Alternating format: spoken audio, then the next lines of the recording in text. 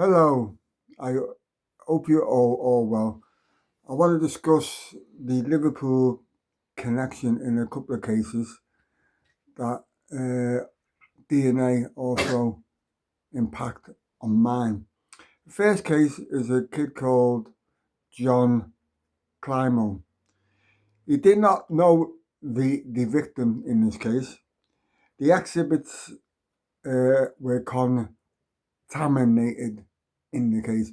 There's nothing to match John Climo in this case from anything whatsoever. His DNA ain't there at all. It's like footprints were described in different sizes in different trials. So you couldn't even determine the actual size. These prints helped clear other people in this case. So how can someone be convicted of joint enterprise with others who are unknown and yet be the only person convicted? Uh, Most important point here is why is no one else searching for who the other people are in this case? As in other cases like this, the secure conviction, and then it's like that's it. It's like the that implies that the victim is known. Well, he wasn't known. John Climo had nothing to do with this crime. We understand that the original people who were also suspects in this case were all found not guilty, which is weird, isn't it? One man out of how many defendants was found guilty. Yeah, there's nothing there to link him whatsoever to this crime. Now, we can go on to another case called West Porter, who unfortunately went to buy a car, went to get the car insured, and was nicked under joint enterprise for the murder of a drug dealer in Liverpool. He was sentenced to 27 years in 2010, with the prosecution alleging he supplied the murder weapon to the gunman. This kid had no links to gang members that the prosecution alleged. His DNA was supposed to have been found on a glove at the home of one of these co-defendants. Now, how that glove got there, nobody knows. But it doesn't mean to say that, oh, we found a fucking glove. It could be an innocent explanation. Prosecution alleged he received 2 phone calls the day of the murder. One, they claim he answered minutes before the victim was shot.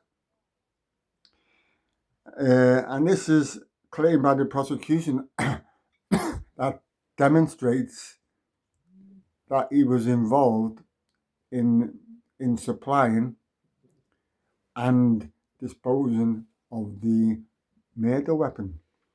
Now, days after the murder, Mr. Porter was in a car, and that car was allegedly shot at by someone, and the prosecution alleged this was in revenge for the murder of the victim. Now, DNA played a part in this case as well, and that is something else that I want to go to, because there's a notorious case in Merseyside of a man called Peter Sullivan who served 38 years. Now, the CCRC had the DNA to test years ago. So why did they fail to actually conduct testing. It's only through the Andrew Malcolmson case, which they've changed the guidelines and now called the Malcolmson Principles within the CCRC. And because of that, we understand there is 5,000 cases that are being examined currently to determine whether they go to stage 2 or stage 3. Now, my case is one of these cases in which the CCRC have asked various bodies to retain the exhibits in this case. Now, it's very funny. In 2008, 2009, these exhibits were requested by someone else who was looking at the case. So why didn't they carry out testing then? It's now 2026, and I'm not the only case. I mean, there is other cases now nationally that are requesting testing of DNA, which with its newfangled technology can absolve or determine who is responsible for the murder in these cases. Now, as we've said in my case, they've asked for retention of several exhibits. We are going to be sitting down with the CCRC towards the end of next month, in which we will determine the issue of DNA, because we can request that they actually carry them out. They can actually fund DNA, because now it's the only way to actually clear people of cases like this. Can you imagine? You've got 5,000 cases. The CCRC are being forced to change because of Andrew Malcolmson, how they actually treated his case, which was a disgrace. So, if more cases come to light, which are coming to light, like the case of Paul Clearland, he was convicted for the shooting in 1973. The case of Eddie Guilfoyle for murder of his wife, and the case of Michael Stone. Now, is it the fact that the CCRC want to protect police forces up and down this country?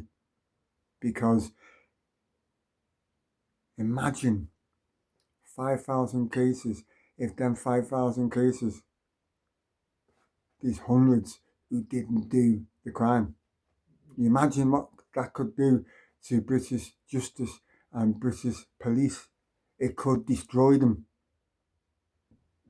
And is that why they potentially do everything possible to thwart people getting justice by not even testing,